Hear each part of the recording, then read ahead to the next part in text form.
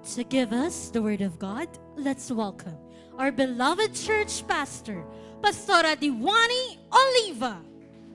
Praise God! Shall we give a clap of praise? Buhay ang Diyos! Tumayo po tayong lahat. Let us exalt the name of Jesus. He is risen from the dead. He is alive. How great is our God in our midst. How great is our God. Sing with me, how great is our God. And all will see how great is our God. Let us worship the King. How great is our God.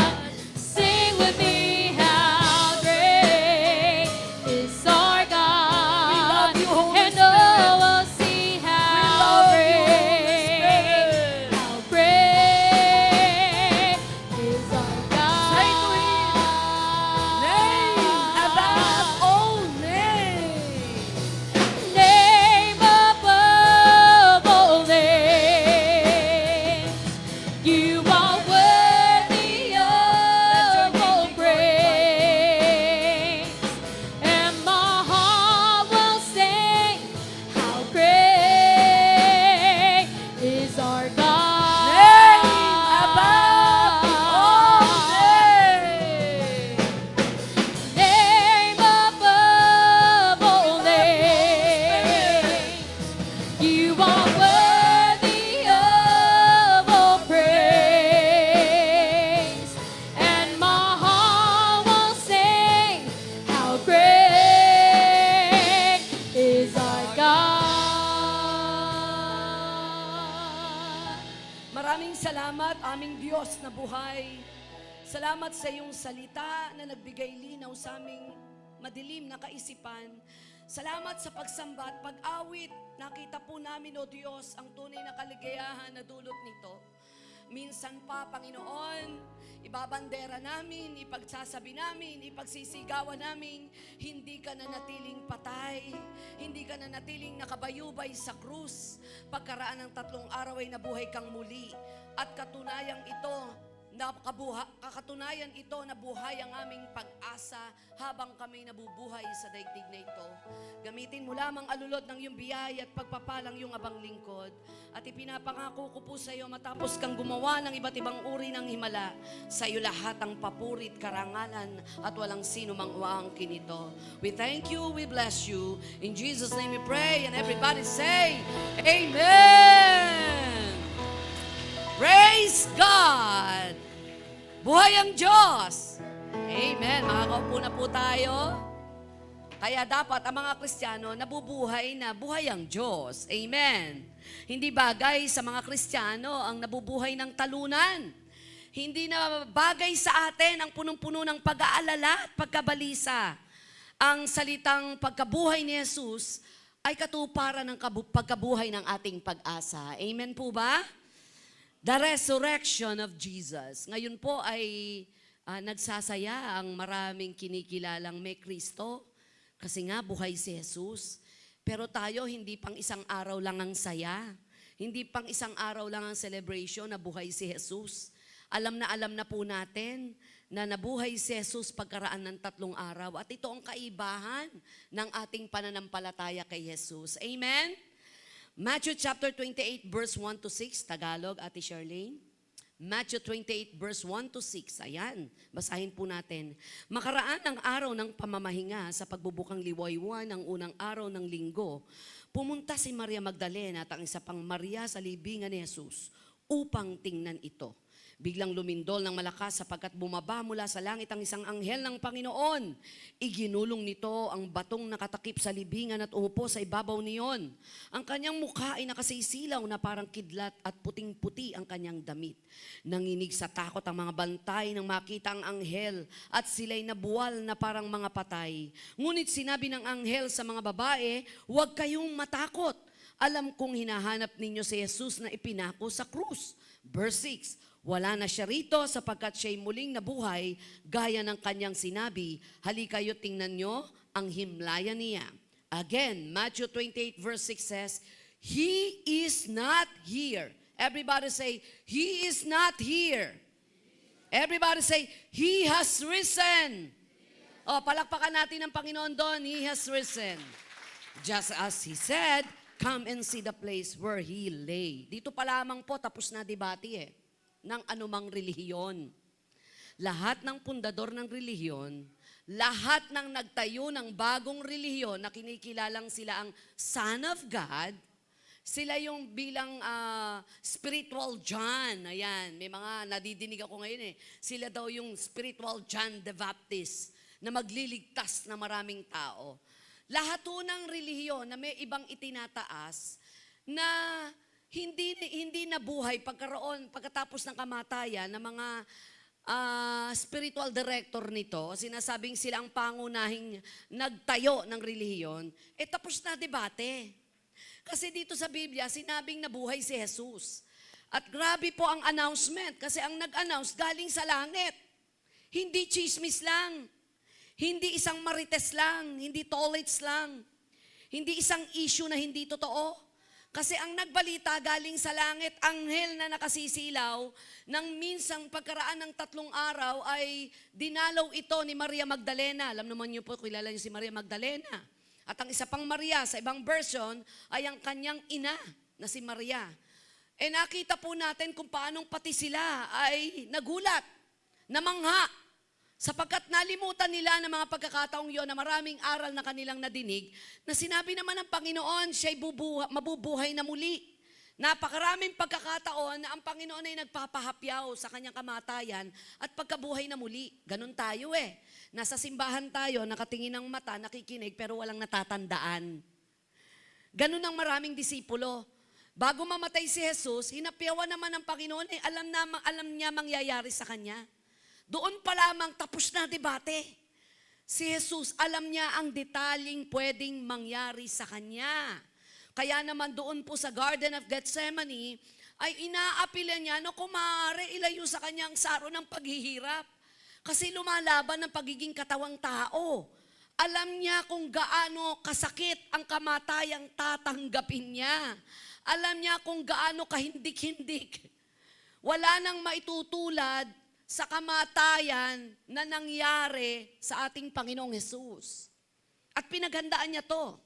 Kasi healthy si Jesus nasa katawang tao Biro mo kung ang taong ito ay hindi maingat sa sarili, baka 3 palo lang patay timbwang Hindi, naka-30 siyampe. 30 siya, partida, doon siya inabutan ng kamatayan sa krus. Pero karaniwan po, hindi na inaabutan ng kamatayan sa krus kapag nilalatigo ng bakal. Bakit po? Kasi yung latigong bakal na ginamit, may talim sa pinakadulo. Na kapag ipinalo sa'yo at tinanggal sa pagkakapalo, may kasamang lamanan ang galing sa laman mo. Imaginein mo na yung 30 na yon, ipinalo sa katawan, wakwak nga katawan. Kaya nga sabi ng mga Bible scholar, kapag tiningnan daw at dinescribe, yung 39 lashes na yon na inilagay sa dahinampas sa katawan, kahit ang pinakamagaling na surgeon, hindi kayang ibalik ang laplap, wakwak na katawan ng Panginoon. Walang bahagi ng katawan niya na hindi nasugatan. At iyon ay detalyadong alam ng Panginoon. Pasensya na kung magiging emotional ako. Kasi doon ko nakita kung gaano kahalaga ang ginawa ng Panginoon sa krus. Para ano pa at ang buhay na ito'y wawalwalin ko lang. Sasayangin ko ang kaligtasan. At ang bawat sandali ng aking paglilingkod ay gusto kong masigit na maging makabuluhan. Dahil hindi biro ang ginawang pagliligtas sa akin ng Panginoon. Tandaan po natin yan. Sa tuwing tayo'y matutokso sa kasalanan, sa tuwing tayo'y magdidesisyong umayaw sa paglilingkod, balikan po natin ang krus kung paano kayo pinaglaban ng Diyos. Balikan po natin ang krus at pagkatapos bumalik tayo sa libingan at nabuhay siya para makita nating lagi tayong kayang itawid ng Diyos sa anumang labanan ng buhay po natin. Yung labanan po natin, wala yan sa labanan ng Panginoon Lahat ng ating problema, pagsubok, labanan ng buhay, alam ng Diyos lahat yan. Na-insulto siya, emotionally, mentally, physically, dinanas ng Diyos yan Kaya nga ang katagan niya, I will never leave you nor forsake you. Kaya napakahalaga na hindi lamang sa araw na ito, napahalagahan natin yung pagkabuhay ng Panginoon. Amen. Buhay ang Diyos, buhay ang pag-asa. Amen. Sa book of John, chapter 11, 25 to 26, I am the resurrection and the life. Everybody say, I am the resurrection and the life. Praise God. Whoever believes in me, through he died, yet shall live, and everyone who lives and believes in me shall never die. Do you believe this? Sinabi ng Panginoon sa kanyang mga disipulo. Hindi ibig sabihin ay magiging immortal ka. Ano po? Oy, okay na, hindi na pala mamamatay ang tao. Ako, sa nakikita kong problemang laganap at pollution pa lang ng mundo, talaga namang sasabihin mong, Panginoon, dumating ka na. Ako, hindi ako nagyayabang. Wala ho akong balak na magtagal ng matagal dito sa mundo. Kayo, balak nyo? Utang pa nga lang ho, gusto nyo na magpakamatay, magtatagal ka pa. Amen ho ba? Klima na nga lang na kaya init-init tumataas ang blood pressure mo But it doesn't mean gusto mo nang magpakamatay. Ang punto nito, gusto kong linaw, you have an eternal life. Pag sinabing eternal life, hindi ka dito magtatagal sa mundo. Mamamatay ang lahat ng tao dahil si Jesus namatay. Nung namatay siya, tao siya. Nung nabuhay siya, Diyos na siya. Kaya lahat ng tao mamamatay. Sabihin mo sa katabi mo, lahat mamamatay. Pero ang katuparan ng pagkabuhay niya, you have an eternal life. Yung pinuntahan ni Jesus, pagkatapos ng kamatayan, pupuntahan natin. Are you excited? Pero wag ngayon, di ba? Are you excited? Dalawang makasalanan sa pagitan ng Panginoon, ang isa po'y nakipagdebate pa sa Kanya. Pero ang isa ay sinabi niyang, Panginoon, kapag naroon na kayo, ipagsama niyo po ako. Ngayon din, ipaghahanda kita. Naligtas ang isang magnanakaw at makasalanang tao. Jesus' death and resurrection are not only celebrated at Easter. He is risen means that Jesus was raised up from the dead and now is with God in heaven, in paradise. It means He has overcome death, as those who believe in Him will have eternal life. Yung alam mo na pagkatapos ng lahat ng ito, mamamatay ka pero merong mas magandang pangarap ang Diyos sa buhay mo. Yun ang inilaban ni Kristo sa'yo. Hindi ka manatili sa dusa ng paghihirap. Isipin po natin ang eternity, mga kapatid, bago ka humitit ng marijuana uli. Isipin po nating tumitig muna bago sa ibang babae. Tapos may asawa ka na. Isipin muna natin na magtungayaw sa mga lingkod ng Diyos na merong eternity. May buhay pagkatapos ng buhay na ito na naghihintay. Ako nga sabi ko, akala ng iba, ganun lang bayaran ng eternity. Sumimbat hindi, tumuligsa at hindi, walang nababago sa buhay, pero inaangkin nila, born again sila. O, di, pare-pareho na tayo magganon. Sino nakakamiss magmura? Diba? Minsan, gusto na mo nang magmura, di ka pa makapagmura. Tapos sasabihin mo lang, praise God, hallelujah. Sino gustong gumante sa mga naninira sa kanila? Wala, di ka makagante. Kasi yun ang principle ng eternity, ng eternal life. Na may mga bagay na inilalaban ng Diyos sa iyo na dapat ipaglaban mo rin dahil ikaw ay naiba na. May bago ka ng buhay mula ng mabuhay na muli si Kristo sa krus ng Kalbaryo. At itong pangunahing kahulugan ng the resurrection of life. 4 ways Jesus' resurrection can change your life. Ready na po. His resurrection proves that the grave is not final chapter. And accepting the resurrection power of God provide us with a life that overcomes death even today. Una po, because of Jesus' resurrection, you can live a forgiven life. Everybody say forgiven life. Yun lang, napakalaking, grabing biyaya yun. Hindi ho tayo paramihan at palakihan ng kasalanan. Lahat ho tayo nagkasala. Lahat ho tayo ay hindi nakalusot sa Diyos. Nagmana po tayo ng kasalanan. Yung mga bata, di pa, cute pa ngayon yan pag matigas ang ulo kapag 1 year old, 2 year old. Pero kapag lumalaki na yan at matigas pa rin ang ulo at negatibo ng magsalita, ay, naku po, subject to accountability. Napakahalaga na meron naranasan natin yung forgiven life. Because Jesus went to the cross and overcame death, His forgiveness can turn your failures into acts of faith and faithfulness. Diba, nung makilala natin ang Panginoon, ay ang unang naging sambit ng ating bibig, Panginoon, patawarin mo po ako. Kasi yun ang naghiwalay sa atin sa Diyos. Yun ang nagpalayo sa Diyos sa atin. Dahil ang original design ng Lord sa atin, mabuhay sa paraiso nang walang kasalanan. Kaya lang likas sa atin ang pagsuway. Last month lang ang turo natin, pagsunod, di ba? At ngayon yung pagkabuhay ni Jesus ay pagpapakilala na ang Diyos ay nagpapatawad. Do not condemn yourself, sister, brother. Huwag yung, tsaka na ako sisimba kapag maayos na buhay ko, lalong hindi maaayos ang buhay mo. Tsaka na ako lalapit sa Panginoon kapag maayos na ako, lalong hindi aayos. Minsan may finalo up ako, sabi ko, brother, namimiss ka na namin. Miss na miss ko na rin po ang church at kayo. Sabi ko, wala ka bang oras? Meron po. Ba't di ka maka-attend? Nahihiya po ako sa Diyos at nahihiya po ako sa inyo. Dami ko ng kasalanan. Sabi ko, kaya nga may simbahan panglinis ng kasalanan. Kaya nga may Diyos para lapitan, para alisin ang bigat ng kasalanan. Dahil gaano man kadungis ang isang tao, naalala niyo yung prodigal son? Refleksyon ng pagmamahal ng Panginoon, hindi inintindi ng Ama kung anong itsura ng kanyang anak. Sabi ko nga rito nung dumarating na ho yung prodigal son, ang unang nakakita yung ama, samantalang nang hamba-hamba lang doon ang mga servant, ang mga katulong at tauhan ng prodigal son. Pero ang unang nakakita, yung ama. Bakit? Hindi nakilala. Kasi umalis ng maringal ang damit, kay bango, kay gwapo, dumating, mistulang alipin.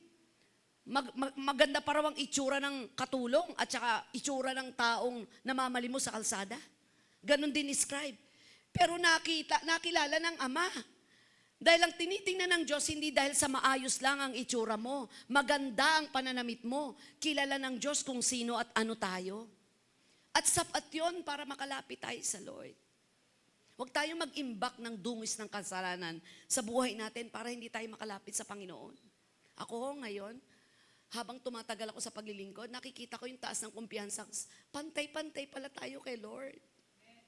Kahit mataas pa ang tungkulin mo sa iglesia. Kahit ikaw pa ang pinuno ng pinakamalaking iglesia. Siguro nagkataon lang na mas malaki ang ginagampanan mo at maliit ang ginagampanan ko. Pero anak din ako ng Diyos. Anak din ako ng Diyos. Dalawa nga lang yung anak ko, pantay ang tingin ko dyan. Magkaiba lang ang paraan kung paano ko po sila pakitaan ng pagmamahal. Kasi magkaiba ang ugali nila. Kahit sa akin galing iyan. Magkaiba rin ang aking paraan ng kung paano sila didisiplinahin. Magkaiba rin ang paraan kung paano ko sila i-reward. Pero pareho kong anak yan. Sabi nga ni Pastor Jay kahapon, may anak siyang autism. Yung anak niyang autism ay mas mataas pa sa kanya at mas malaki katawan. Binibira siya nun, ginugulpi siya nun, binubugbog siya nun. Pero kahit kailan hindi pumasok sa isip niyang ipagpalit ang kanyang anak. Anak niya yon. Anak tayo ng Lord. Ang anak ng Lord na tumanggap kay Kristo bilang Panginoon at sariling tagapagligtas, hindi na mawawaglit sa puso ng Diyos yun. Lapit lang ng lapit. Sa mga panahong nahuhulog tayo, kaysa magpakahulog ka, lapit lang. Do not condemn yourself. At huwag niyong pakinggan kung may mga taong nagdidiin sa'yo, naglulubog sa'yo, nagbabagsak sa'yo. Dahil hindi sila parte ng pagkaligtas ni Kristo sa buhay natin. Huwag mong intindihin yung mga taong inaabangan ang pagbagsak mo at kahinaan mo.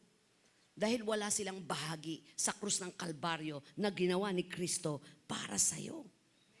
Daniel chapter 9 verse 9 says, "The Lord our God is merciful and forgiving." Merciful and forgiving. Ang nag-uudyok sa Panginoon para magpatawad, yung kanyang habag. Nahabag na po ba kayo? O hanggang awa lang? Kasi yung awa, naiibsan Yung sa Good Samaritan, Habag yun, hindi awa lang. Kasi may mga nagdaan na awa pero hindi bumunot.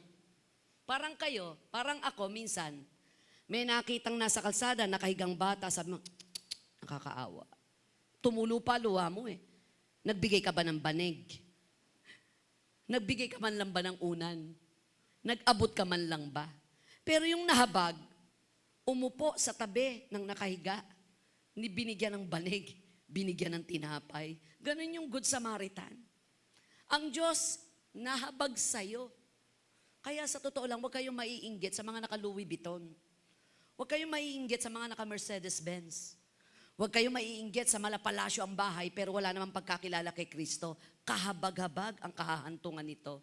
Hindi man palasyo ang bahay mo, pero makalangit na tahanan ang meron ka sapagkat may Kristo ka sa buhay mo. Amen. Pero kakambyo ako. Masarap siguro nakatira na sa palasyo, makalangit pa ang pakiramdam mo. Amen. Palakpakan natin ang Panginoon. 1 John chapter 1 verse 9 says, if we confess our sin, He is faithful and just and will forgive us our sin and purify us from all unrighteousness. Gaano kalapit ang pagpapatawag ng Diyos? If we confess our sins. Kahapon po, kaya medyo ganito ang boses ko. Parang ako po ay kalahating beses na napako din yata. Gulapay sa pagod dahil 20 araw. Pero sabi ko nga, kami mga pastor, naintindihan ako, pinakamasarap na pakiramdam yung napagod ka pero ginugol mo ang lakas mo sa Panginoon. Naintindihan ako ng mga staff dyan. From Wednesday, Thursday, Friday, Saturday. Nako, bunuan po yun. Tapos kayo, tutulugan nyo lang ako. Ay, hindi po. Praise God. If we confess our sins, mamaya po, nasa Ortigas pa po ako, magtuturo ko, babalik uli ako, may meeting ako mamaya nga po. Pero sobrang inspired ako kasi buhay ang Diyos. Amen? Dito man lang sa maliit na bagay na ito, mapaglingkuran ko ang Panginoon. Ganun kalapit ang pagpapatawad ng Diyos. Sabihin mo sa Diyos. Hindi sa Facebook. Hindi sa Instagram. If we confess our sin, He is faithful. Hindi ka magko-confess kahit kani-kanino kung nahihiya ka. Sa Diyos. Sa Diyos na hinihintay lang naman niyang sabihin mo dahil alam naman na niya talaga. Pero pambasag ng pride, yung sasabihin mo, Panginoon, patawarin mo po ako. Nakapag-imbot ako ng aking kapwa. Nakapag-isip ako ng masama sa aking kapwa. Patawarin mo ako, Panginoon, kasi nakapag umibig ako sa iba bukod sa asawa ko. Sa Diyos mo sabihin lahat kasi hindi ka niya i-condemn. Forgiven life, result of changed life. 2 Corinthians chapter 5 verse 17. Therefore, if anyone is in Christ, is a new creation. The new has come and the old has come. The new is here.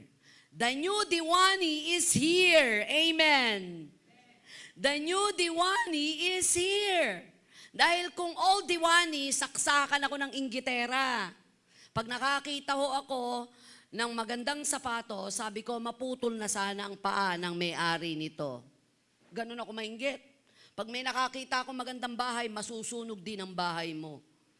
Kaya yung may mga taong wala ka namang ginagawa, inaano ka, sinasaktan ka, kung ano-ano pamiminta sa'yo, i-binding and loosing nyo ang spirito ng inggit. Eh wala naman siyang bahagi kung bakit ka nagkaroon ng magandang buhay, tapos pipintasan ka at kung ano-ano sinasabi sa'yo, espiritu po ng inggit yon. Pero salamat, dahil ikaw ay binago ni Kristo, imbis na inggitin mo pa siya. Ayan, may mga ganyan eh. Iinggit ka ha? Sige, lalo kitang iinggitin. Talaga naman lahat ng singsing sinuot mo. Kaya laging masakit ang ulo mo. Diba? Kasi hindi tayo gagante ng masama sa kapwa masama. Eh sabi nga ng Biblia, kapag kami nagagalit sa'yo, pag binato ka ng bato, batuhin mo ng tinapay. May palamang peanut butter, ha? O, diba? Pero yung peanut butter, nakalagay pa sa bote. Joke lang. Diba? Sabi mo rito, forgiven life result to change life. Number 2, because of Jesus' resurrection, you can live a meaningful life. Meaningful po ba buhay natin? The resurrection gives meaning to your life. It's the most incredible message ever delivered in world history. And it's truth you can bet your life on with boldness. You can tell others about the difference that Jesus makes. It seals your soul for eternity and gives your life purpose. Ang buhay mo ngayon ay makahulugan. Hindi gaya ng dati. Dati nangangapa tayo. Dati nating ngatog sa buhay. Di natin alam kung ano magiging resulta. Kami po, for the glory of God, si Pastora Kai, pag nag-apply ng trabaho, sabi ko, aalisin mo tension mo. Aalisin mo ang takot mo. Kasi ang kilala nating Diyos, siya ang nagbubukas ng bawat pagkakataon at bawat pribilehiyo. Isa raman ng sinumang tao, ibig sabihin, pinahintulot ng Diyos yun.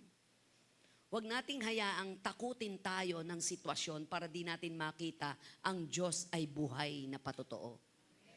Hindi pa nangyayari, natatakot na tayo Paano kaya? Paano kung? Paano kasi? Di ba? Yung mga paano na hindi natin kayang ipaliwanag, lahat ng paano na nagludulot ng negatibo sa ating isip, bigay natin sa Diyos lahat yon. Dati kahit meron na tayo ng lahat ng ating kailangan at higit pa sa kailangan natin, kulang pa rin ang pakiramdam natin. Ngayon, umihip lang ang hangin, napapapa-praise the Lord ka. Alam nyo ba, nung nasa ospital ako, kapag may mga taong hindi makahinga, nagmamadali po kami saksakan ng oxygen ito. Nakakaibsan. Abe tayo, hindi kailangan saksakan ng oxygen, nakakahinga tayo. Doon lang ma-appreciate na po natin. Ang init-init ng panahon, wala ho yan sa init ng impyerno. May option ka pa para maibsan ang init mo. Pag nasa impyerno ka na, wala ka ng takas doon. Walang kamatayan, titigil ang oras kung paanong tigil din ang oras kapag nasa eternity tayo. Ang dami pong, ang tao ngayon, pansinin nyo, paulit-ulit ko ito sinasabi. Pati Kristiyano, nai-scam Ang daming scam ngayon. Paano? Nakikipaghari muna. Iba ang takbo ng buhay ng Kristiyano sa di-Kristiyano. Kapag negosyante ka, just pray. Kusang lalapit ang kliyente at pagpapala sa'yo. Lalo't Kristiyano ka. Hindi ka takbo ng sanlibutan. Ang hinahabol mo si Kristo. Kapag hinabol mo si Kristo, ang pagpapala ng mundo, ibibigay ng Kristo sa'yo. Kapag ikaw ay ordinaryong tao na mag-aaral, mag-aral kang mabuti. Hindi papayagan ng Diyos na hindi matapos ang pag-aaral mo kung ikaw'y nasa gitna ng kalooban ng Diyos. Kung ikaw ay isang magulang na simple, at tila baga pag binibilang mo, ang perang dumarating sa'yo parang kulang. Sa Diyos walang kulang. 2 tinapay, 5 isda nga, 5,000 na pakain. Tubig nga, naging alak. Isang boting langis, nakapagbayad pa siya ng utang, sumobra, nagnegosyo pa. Sa panahong nasa disyerto, umulan ng manat pugo, saan ka pa? Pakikita ng Diyos ang kaibahan ng Kristiyano at sa di-Kristiyano. Ako po, hindi na nasusurprese. Pati nga once One time, nag-isip lang ako ng ganung pagkain, maya-maya may kumakatok na Pastora, naiisip ko po kayo, paborito niyo po ito. Diyos ko si Lord, sobrang mag-spoiled. Minsan meron damit, sabi ko, ano bang klaseng t-shirt to? Mga lang ang buhaye, kaya mahal na. Sa 6,000 t-shirt lang. Sabi ko, ako'y, hindi mo ko mapapabili niyan. Pagkatapos may taong naglapit sa akin, 2 buhaya pa binili. Nung kinuwento ko, 12,000 to. Marami-rami rin bigas to, pampakain sa maraming tao. Even your wants. Ginagawa kasi ng Diyos na maging makahulugan ng buhay natin. Ginagawa ng Diyos na ang buhay mo may patotoo. Na sa kabila ng walang-wala ka, makikita mong meron ng Diyos. Sa kabila ng nagkasakit ka, ito di ba? Nagkasakit ang Kristiyano, pero may pampagamot, gumaling.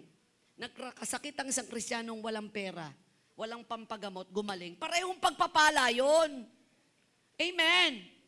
One time, nag-renew ako ng card, sabi po ng ating mahal na isa sa ginagalang na leader, sabi niya, Pastora, yung health nyo, pa-check up po kayo. Don't worry, hindi ho kayo kakapusin yan. In-upgrade na po namin yan, 200,000 na for illness. Sabi ko, hindi ko alam kung masasaya po ako dyan, kasi yan ang pinaka-ayokong gamitin. Sa lahat ng card na meron ako, yan ang pinaka-ayokong ipakikita kahit kanino. May mga pagpapalang ayaw mong gamitin. Amen. Pero pagpapala yon, nakakaibsan yun Mamimili ka na ng gusto mong ospital, kahit anong sakit karamdaman mo, may pambayad ka agad. Pero ayaw mo nun. Amen. O, di ba? Merong isang kapatiran eh. May namatay ang kapatiran, ang laki ng naging abuloy. At yung abuloy, umabot pa sa nagkaroon ng negosyo. Eh, kinaingitan ng kapatiran. O, di kinausap ko masinsinan. Sino sa pamilya mo gusto mo maunang mamatay? Eh, pati abuloy, kinaingitan. Be content for what we have. That is meaningful life. Kapag natututunan tayo na nakukontento, nagiging mas makabuluhan ang buhay natin. Ang buhay Kristiyano habang tumatagal daw ay bumababaw ang kaligayahan. Nakakita lang ng bulaklak sa gitna ng tubig. Ay, ang garado na.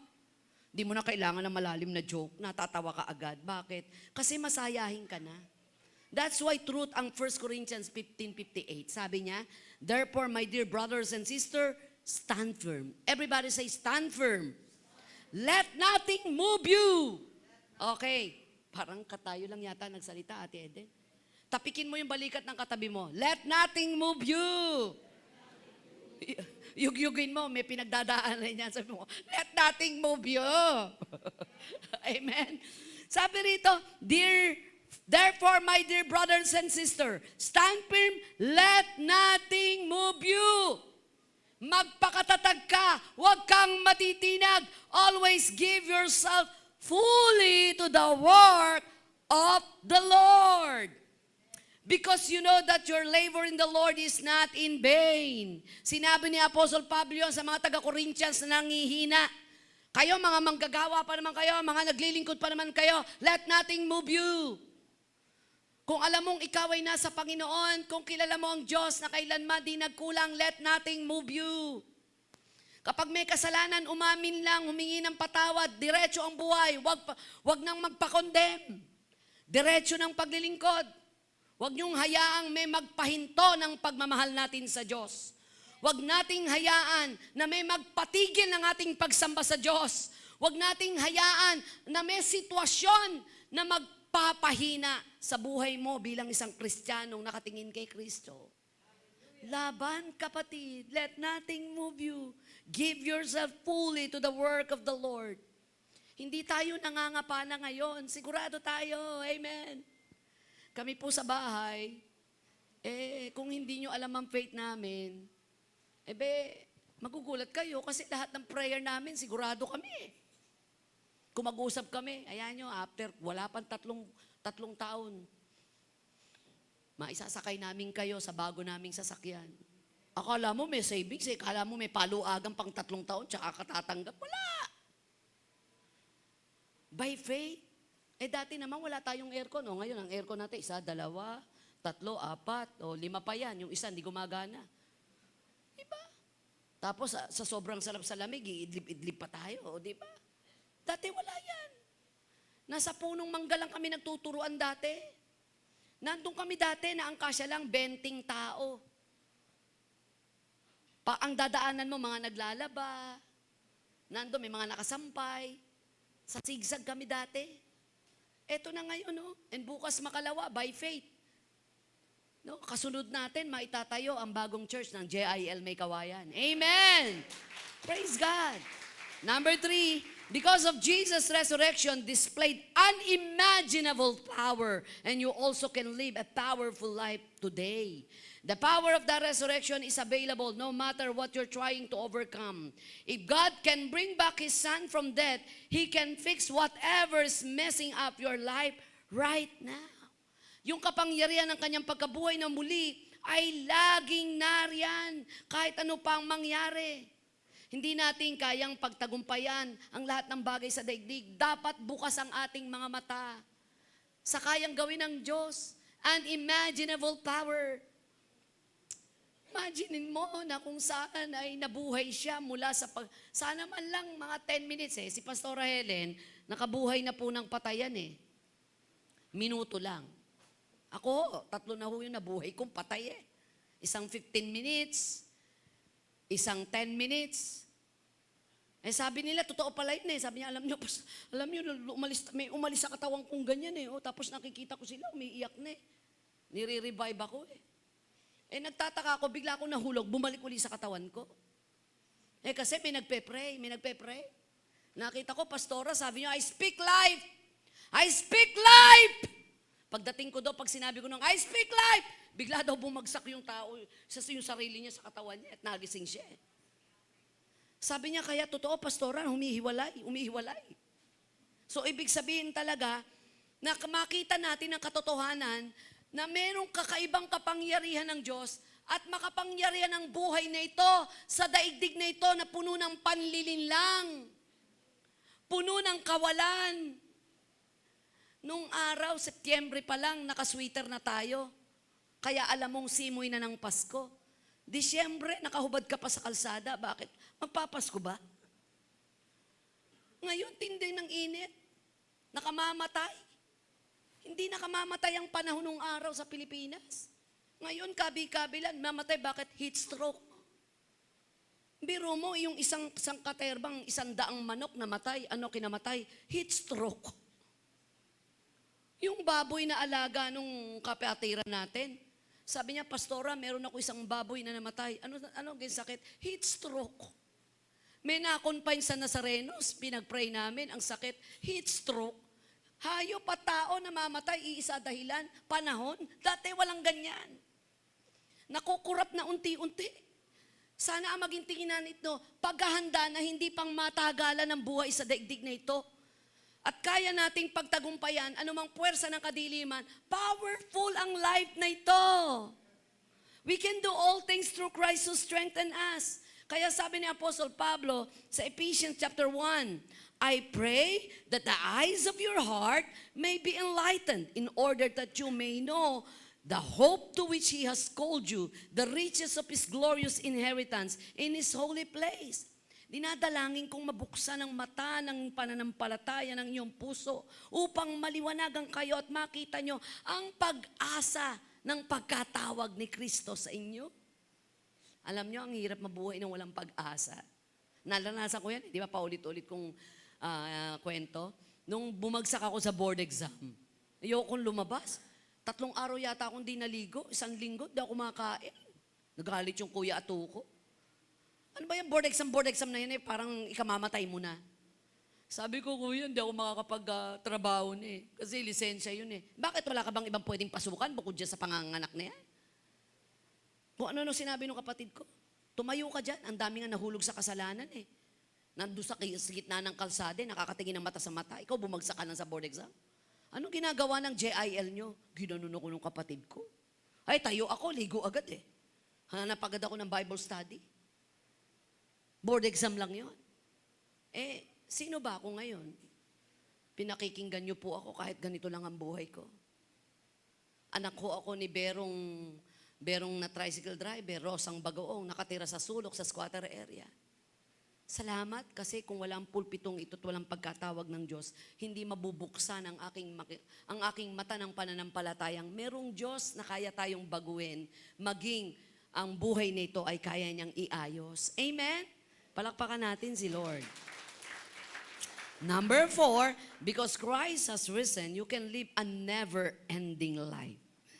Jesus said to her, I am the resurrection and the life. The one who believes in me will live even though they die. Never-ending life. Never-ending life na kung saan bigo ka man sa daigdig na ito, may pag-asang darating. May buhay pagkatapos ng buhay na ito. And Jesus triumphed over that, the powers of evil. That means we have rock-solid hope for the future. As Christian, we do experience sorrow when someone dies.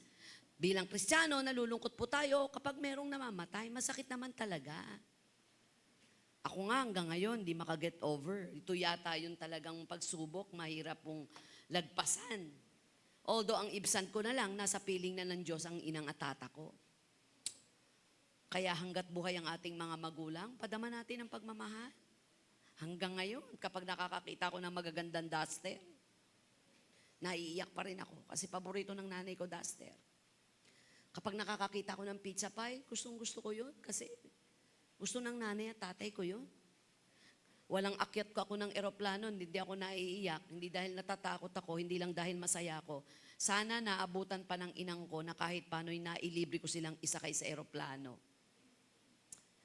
Sana dumating sa punto ng buhay ko na alam kong kahit hindi perpekto ang aking mga magulang, pero nasa ganito na akong sitwasyon na kayang-kaya ko silang ipasyal, ang hilig pa naman nilang mamasyal. Pero ang isang ibsa na lang ng buhay ko ay, alam ko may grand reunion kami. Alam ko yun. Namatay ang aking mga magulang na nananalangin sa Panginoon at umaawit ng pagpupuri sa Diyos na buhay.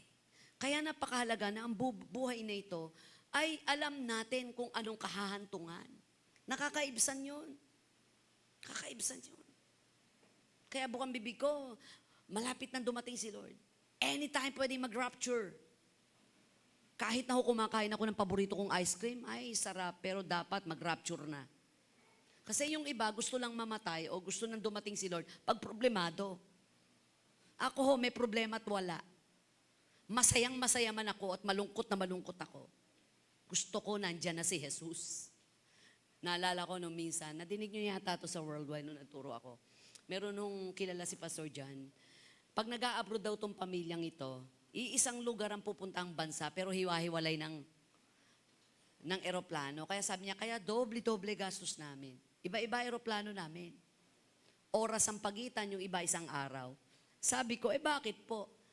Yung negosyo kasi namin, pagka kami sa isang eroplano lang sumakay at sumabog ang eroplano, paano na yung negosyo namin? Imagine that. Naisip mo pa yon? Wala ka naman talagang dadalhin. Kahit anong bagay sa daigdig nito. Naalala ko po, may nagregalo sa akin galing Davao. Favorite ko kasi mug. Nung tinignan ko yung presyo nun, sabi ko sa anak ko, anak, alam mo ba kung magkano itong presyong to? Hindi ko na sasabihin yung presyo. Sabi ng anak ko, ganyan ba yan? Bakit dyan mo lang nilalagay at ginagamit mo, mami? Oo nga yung kako nagregalo nito sa akin, naka-istante, pinagamit lang sa akin. Tapos kayo, pinagsisipilyo nyo lang. Ano dahilan ko? Napakadamot ko naman sa sarili ko na kapag darating lang kayo, tsaka ako pagagamit sa inyo. Tapos ako, tinitingnan ko habang ginagamit nyo at magkamali ka pa ng laglag at nabasag, sasama pa loob ko sa inyo. Ano punto ko nito? Sobra tayong magpahalaga no? Walang problema doon. Pero kalma lang. Balansi lang. Yung mga bagay na yan, sabi ko nga sa inyo, ano kaibahan ng branded sa hindi branded? Matibay, sister, matibay. Pero garantisado bang hindi masisira yan? Masisira pero matagal. Garantisado bang hindi kukupas yan? Kukupas din, ginagamit may pagka-expire din. Yun ang problema sa atin. Sobra tayong makayakap sa mundo. Sa sobrang yakap natin, hindi natin nakikitang nalalayo na talaga tayo sa tunay na katotohanan ng disenyo ng Diyos sa buhay natin. Pero hindi ko kayo tinuturo ang maging bulagsak. Ngayon nga, nag-iipon ng JIL May Kawayan Alam nyo na yon kung ano pinag-iipunan natin. Dahil kapag may nag-ipon, may masusuksok Sabi nga ng Bible, dito na ako magtatapos. Sabi niya, doon sa pinagkatiwalaan niya, binigyan niya ng isang pilak, 2 pilak, 500 pilak. Sabi niya, sana, inilagay mo sa bangko para tumubo. Hindi mo itinago. So ito, sabi rito, never-ending life. May buhay sa daigdig na ito na gusto niya tayong pasaganain at hahantong sa buhay na mas masagana pa. Amen! Conclusion na po ako. The resurrection clearly demonstrates the divinity of Christ Jesus, which is extremely significant by rising from the dead. Jesus showed both believers and unbelievers that He was actually God in human form. This backed by the fact that Jesus' resurrection was predicted in the Old Testament and also by the Lord Jesus Christ Himself during His earthly ministry. The resurrection of Jesus Christ also shows that He has power over sin and death. It proves that He has the authority to forgive sins and grant eternal life, which are about essential elements of salvation. The fact that Jesus conquered death through His resurrection shows that He has the power to save all those who put their trust in Him. The resurrection also confirmed the truth of Jesus' teachings and the validity of His claims to be the Son of God. He is divine, and the fact that He is risen proves it. Palakpakan natin si Lord. Because He lived, we can face tomorrow. Amen po ba? Salamat, buhay ang Diyos. Tumayo po tayong lahat. Minsan pang palakpakan ng Panginoong Diyos na buhay. Let us lift our hands. Because He lives.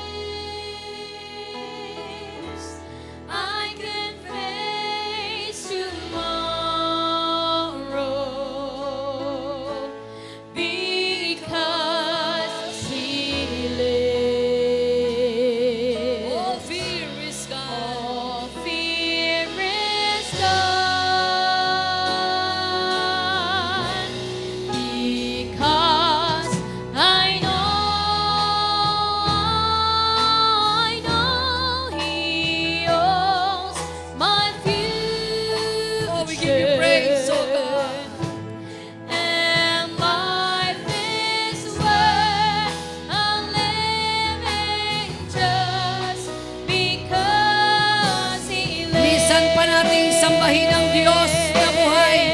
Hallelujah! Ay buhay. Ako'y walang takot. Ako'y walang takot. Naharapin. Naharapin. Bagyo't lungkot. Bagyo't lungkot. Glory to the King of Kings. Aking nalalaman, hawak niya'y bukas. Ang buhay ko Minsan pa po nating awitin ng may pananampalataya. Minsan pa po nating awitin, siya ay buhay. Siya ay buhay. Ako'y walang takot.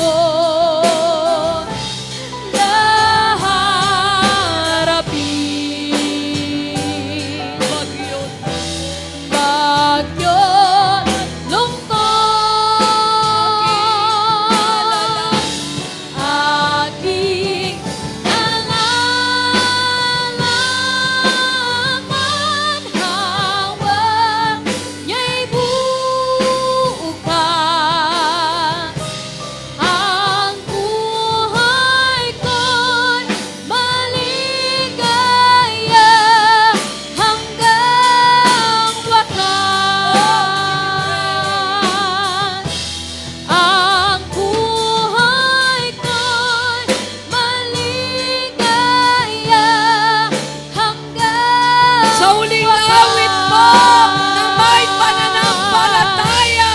Ang buhay ko'y maligaya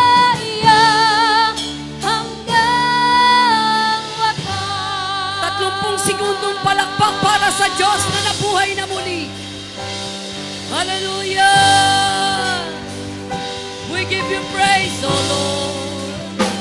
Glory to the King of Kings. Naanyayaan ko po kayong sumabay sa maikling panalangin ito ng pagkakilala sa Diyos. Nakilanlin natin siya ng higit pa sa pagkakilala natin ngayon na maghari siya sa lahat ng area ng ating buhay. Sabihin po natin, Panginoong Yesus, Panginoon, pinagkakatiwala ko po sa iyo pinagkakatiwala ang aking ko buong sa iyo buhay, ang ang aking ikinabubuhay, aking kinabubuhay, maging ang aking buong sambahayan. maging ang aking buong Ikaw ang maghari sa akin, ikaw ang mag-aari sa aking sambahayan, sa aking pamilya, sa aking at mga pamilya, mahal sa buhay. at mga mahal Kinikilala kitang Diyos, kinikilala ko Panginoon, Panginoon, Hari, Hari at manunubos at manunubos sa pangalan ni Jesus. sa pangalan Ako na lang po mananalangin, seselyuhan po natin ang panalangin, ang lahat ng ating napakinggan sa umagang ito. Dakilang Diyos, nagpapasalamat po kami sa iyong salita na nagbigay ng pag-asa. Ang pagkabuhay mong muli, O Diyos, ay nagdulot sa amin ng panibagong sigla na may pag-asa sa mga susunod pang buhay na ito. Pagpalain mong yung mga anak, ang mga babae at lalaki na narito, maging sa FB Live, Lord. Dalawin mo po kami ng iyong presensya. Ang may sakit karamdaman ay pagalingin mo. Ang nawawalan ng pag-asa ay punuin mo ng kapayapaan. Ang may magalong pamilya, ipakita mo na ikaw ang Diyos ng kaayusan. Salamat, Panginoon, at anuman ang sinimulan mo, tatapusin mong matagumpay. At hayaan mo, Panginoon, sa umagang ito, maingat kong ibinabalik ang pinakamataas sa papuri, pasasalamat, kalawalatian. Sa tanging ngalan ni Jesus, ang lahat mo'y magsabi ng Amen!